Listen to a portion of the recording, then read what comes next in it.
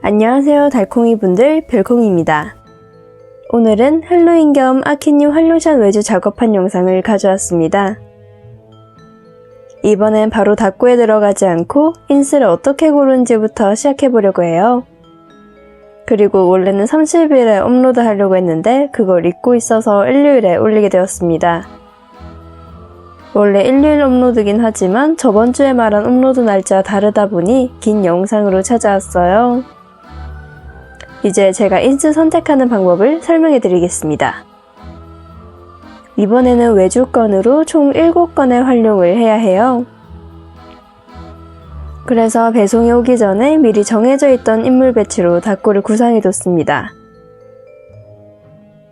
전 아이패드가 있기에 인물의 색상과 시선의 방향을 체크해 뒀어요. 인물의 닦고의 경우 어떻게 배치해두고 시작할지가 중요하다 보니 인물만 먼저 구상했습니다. 또한 그 색상과 분위기에 맞게 대충 어떤 컨셉과 느낌 그리고 색을 정해야 할지 적어뒀어요. 제가 가장 오래 걸렸던 부분이기도 합니다. 우선 남자 인물부터 보자면 고풍, 고급, 커트는 고급진 것, 다크 또는 몽환보단 기종 느낌이라 적어뒀네요. 여기서부터 8배속으로 보여드리겠습니다. 이건 다음에 초보 문덕을 위한 가이드 영상에 말해드릴 거지만 여기 서랍은 각각 분류가 되어 있어요.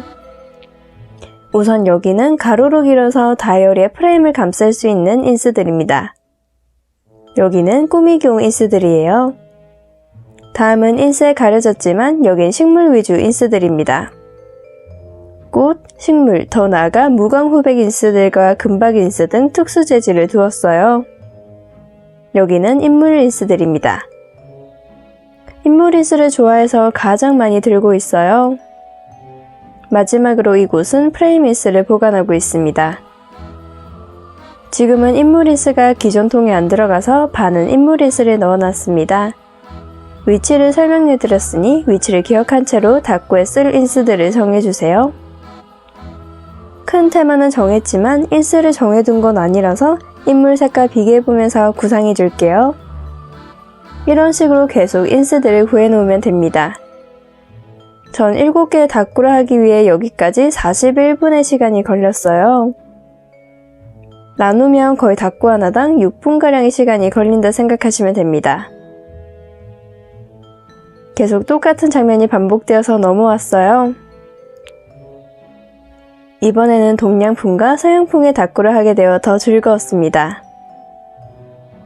아무래도 닦고를 하는 사람은 다 한 명이다 보니 닦고들의 느낌이 비슷해질 수밖에 없거든요.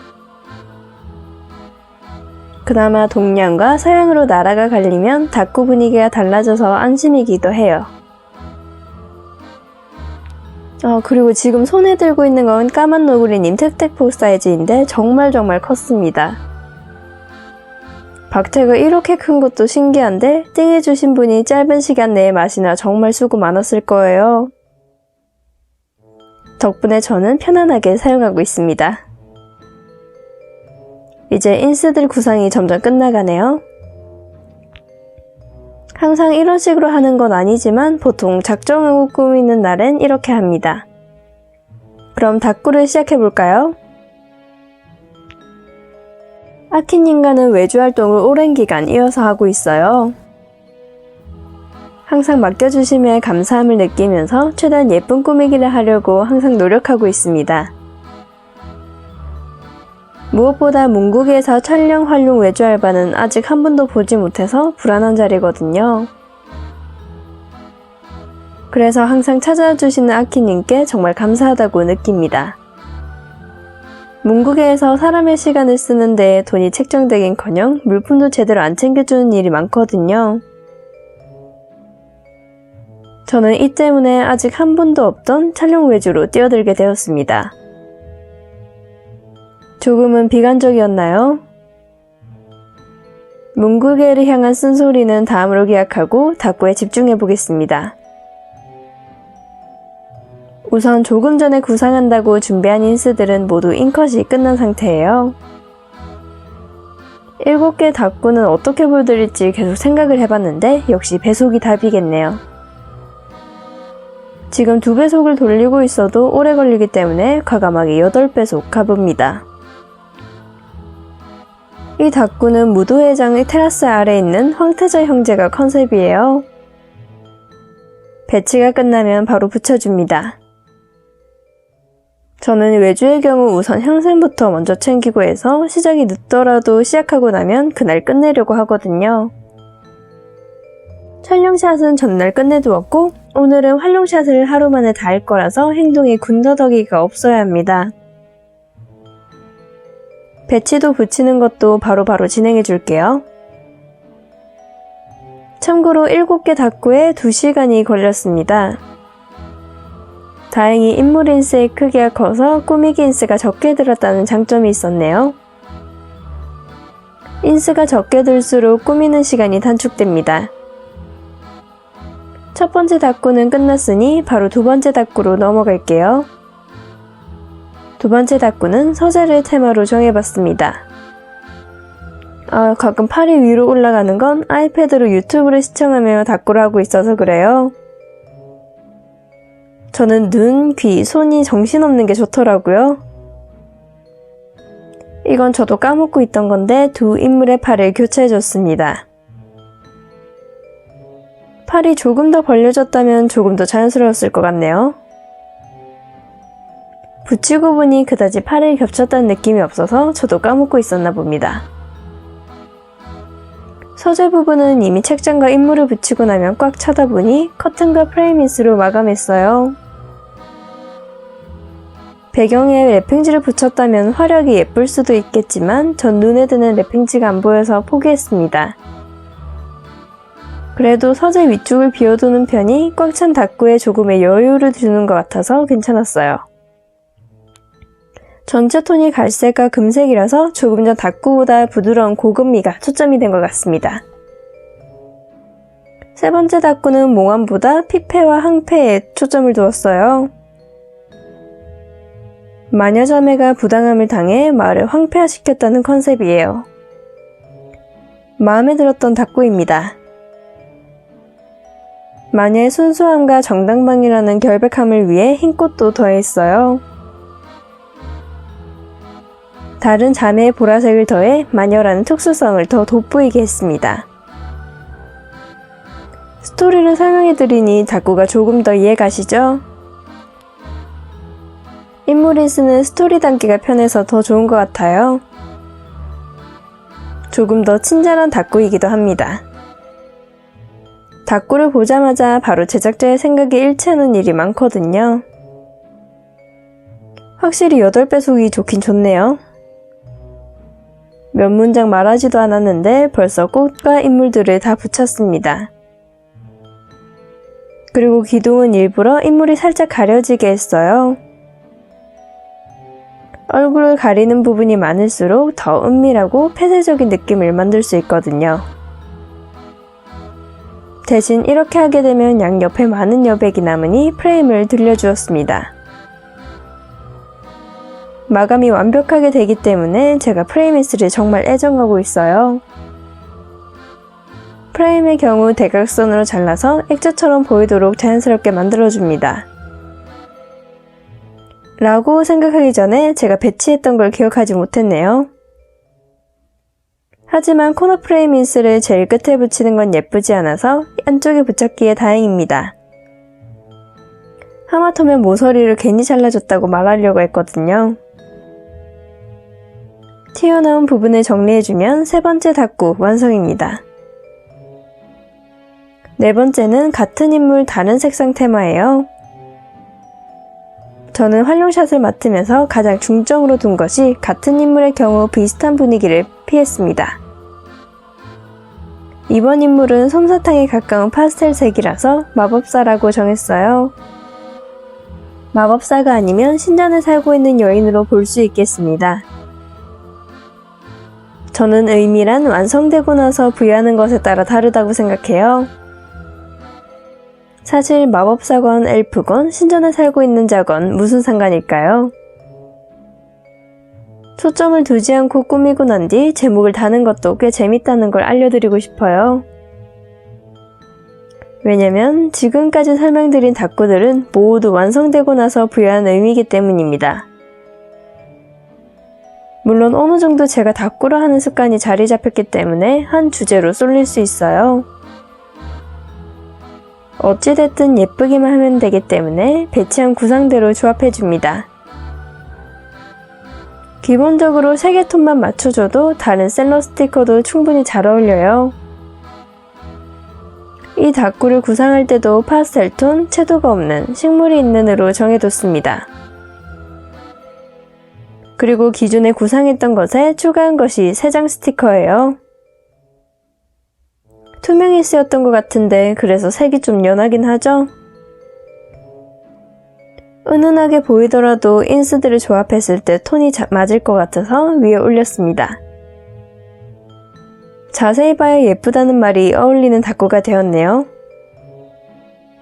스치듯이 말고 가까이에서 보면 반짝이는 금색의 3장을 볼 수 있습니다.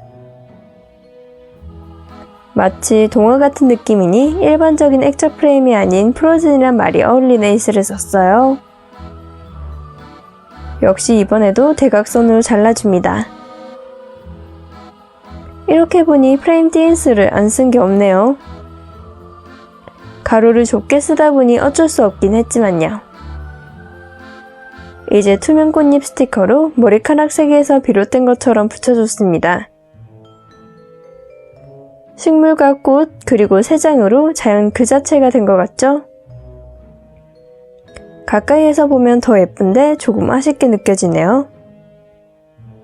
그래서 줌을 해봤습니다. 잘 안 보인다는 게 정말 아쉬웠거든요. 이제 5번째 닭구죠?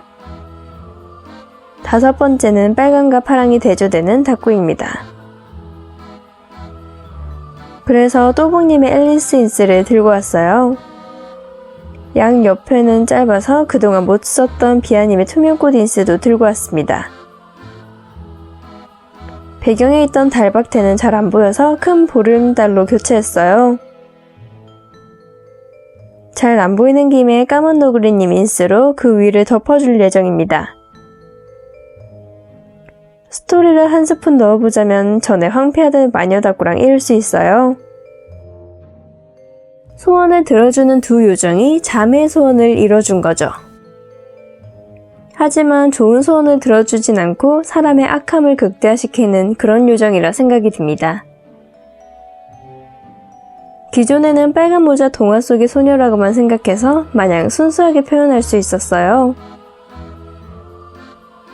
하지만 그런 닭구는 구매자들도 충분히 할 수 있는 닭구기에 생각을 확장했습니다. 이래야 한정샷 외주를 넣은 보람이 조금이라도 있지 않을까 해서요. 현재 5번째 닭구는 끝났는데 조금 더 특별함을 넣어보려고 합니다. 이 인스를 알고 있는 분들이 있을지 모르겠지만 팝업 인스로 입체감을 줄 수 있어요. 하지만 닭구를 보관할 때 입체는 불편하기만 하고 나비의 경우 이음새가 얇아서 사놓고 쓰질 않았습니다. 일부러 보여주는 부분은 다시 정상 속도로 돌렸는데 확실히 예쁘긴 하죠? 잉컷과 보관이 까다로워서 그렇지 플립북이나 선물용을 포장하기엔 좋다고 생각해요. 원래 사람들은 익숙한 것보다 새로운 것과 신기한 것에 눈이 가잖아요. 옆으로 보니 입체가 얼마나 되었는지 보이시죠? 사진 찍을 때만 입체로 보이게 하고 보관할 때는 완전히 납작하게 둘 생각입니다. 닭구보단 특별한 엽서처럼 보이기도 하네요. 이제 동양풍 차례입니다. 6번째 닭구는 파란색을 위주로 꾸몄어요. 어떻게 꾸며볼지 감이 잘 안 잡혀서 다른 닭구들에 비해 상대적으로 배치에 오래 걸렸습니다. 남청색에 가까운 어두운 파란색이다 보니 검정을 많이 섞었어요. 그리고 이 인스를 보자마자 휘날리는 천을 꼭 써야겠다고 생각했습니다. 원래 인어공주 동양풍 버전인데 이 색은 떠올려지지 않고 고풍스럽게 분위기가 가득하거든요. 솔직히 박태 색이쨍에서 제일 마음에 듭니다. 꼭 인쇄된 것처럼 쨍하네요. 막대로 된 스티커까지 겹쳐서 붙여주면 조금 더 몽환스러운 분위기를 만들 수 있습니다. 박태가 쨍해서 예쁜데 아래로 내려간 게 아쉬워서 다시 위로 올려주었어요. 그리고 인물에는 날개 한쪽만 달아주어 높은 관직의 사람임을 표현할 수 있게 했습니다. 휘날리는 천들은 몸에 감아주면 그저 평범한 동양풍 닭구가 아닌 그 이상이 되겠지요? 근데 날개도 정말 크네요. 한쪽만 붙였는데 그럼에도 튀어나와서 끝은 잘라야해요. 그래도 검정색이다 보니 색이 쨍해서 잘려도 상관없을 것 같습니다. 디자인 자체가 너무 예뻤거든요. 이제 인어공주 동양풍 버전입니다. 머리는 빨간색이고 옷은 초록색이라서 가장 즐겁게 한 닭구예요. 요즘 평범한 닭구보다 특이한 닭구가 재밌게 다가오더라고요. 무엇보다 크레인피치님 커트니스가 인물이 있어 잘 어울렸어요. 그라데이션이 비슷하게 보여서 즐거웠습니다. 안손님 컴패티 실스를 인물에 감싸주는 걸로 방금 닭구와 비슷한 듯 아닌 듯 만들었어요. 선녀 같은 느낌이 들기도 합니다. 이 닭구는 딱 여기까지만 생각한 거라 추가할 것이 필요했어요. 우선 전체적으로 흘러내리고 휘날리는 느낌 등의 스티커를 사용했잖아요. 그래서 이제 다소 딱딱한 분위기의 스티커를 사용해 보겠습니다. 그 스티커는 바로 체인입니다. 부드러운 천과 체인의 조합은 은근 괜찮거든요. 우선 직선으로 된 체인들을 붙여서 중심을 잡아주겠습니다. 그리고 한 칸씩 된 체인들을 하나하나 손수 붙여 몸을 휘감은 체인으로 만들었어요. 끈과 옷에도 연결시켜서 자연스러운 체인이 될 수 있도록 만들었습니다. 이제 닭구는 끝났는데 조금 더 추가를 해주기 위해서 전체적으로 다시 봐줄게요. 그 중에 선택한 것은 레이스 컴패티 박테입니다. 빈티지 닭구에 은근히 잘 어울리는 컴패티라 애정하고 있어요. 미리 투명 롤 용지에 풀어둬서 항상 편하게 씁니다. 어울리는 색을 찾아 붙여주면 활용샷을 촬영하기 위한 닭구가 완성됩니다. 하고 보니 이것만 어울려서 여기까지만 한 채로 촬영에 들어가겠습니다. 그리고 한 가지 문제점이 있어요. 촬영을 하던 폰의 배터리가 나가서 원래 쓰는 폰으로 촬영한데 화질이 이상해요. 뭔가 뿌옇고 뚜렷하지 않은 게 얼른 AS 센터에 가봐야겠습니다. 대신 여기 카메라 부분은 빠르게 진행하도록 할게요. 정말 순식간에 진행됐죠? 촬영은 그래도 7개만 찍으면 되어서 금방 찍습니다. 촬영샷의 경우 크기 문제나 각각 컨셉을 다르게 잡다 보니 오래 걸렸거든요. 활용샷은 솔직히 기력이 다해서 전부 다르게 촬영하기엔 무리였어요. 하지만 촬영하면서도 찍을 때 미묘하다 생각된 사진은 다시 확인하며 진행합니다. 재촬영을 하게 되면 정리했던 천과 소품들을 다시 꺼내오는 게 귀찮거든요. 물론 통마다 정리해두어서 엄청 귀찮은 건 아니지만 그래도 최소한의 움직임만 씁니다. 보통 집순이들이 한 번 나갈 때 모든 일을 몰아서 하잖아요. 그것과 같다고 생각해 주시면 됩니다.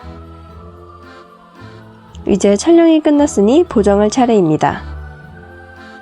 저는 아이폰 기본 카메라로 촬영하고 기본 편집 툴을 사용해요. 초점 정말 무슨 일인지 모르겠네요. 사업상 비밀이라 칭하자면 칭할 수 있겠습니다만 정말 아쉽네요. 어쨌든 모든 툴을 건드려서 최대한 색이 잘 살아날 수 있도록 보정합니다. 처음에는 여러 편집 어플들을 사용해봤는데 화질 문제가 있더라고요.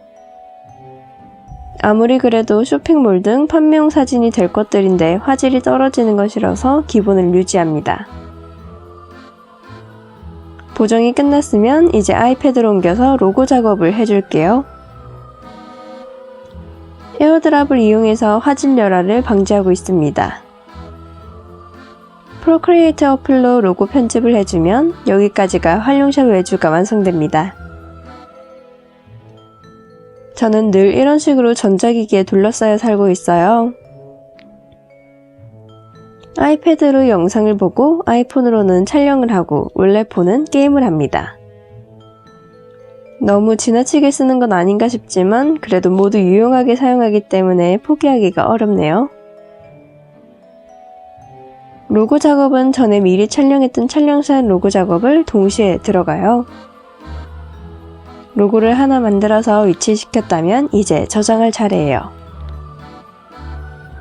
저장하면서도 로고가 겹치진 않는지 체크도 해주고 갤러리에서도 체크해줍니다. 프로크리에이터에서 묶음 조정이 안 되던데 혹시 아시는 분들은 댓글로 달아주세요.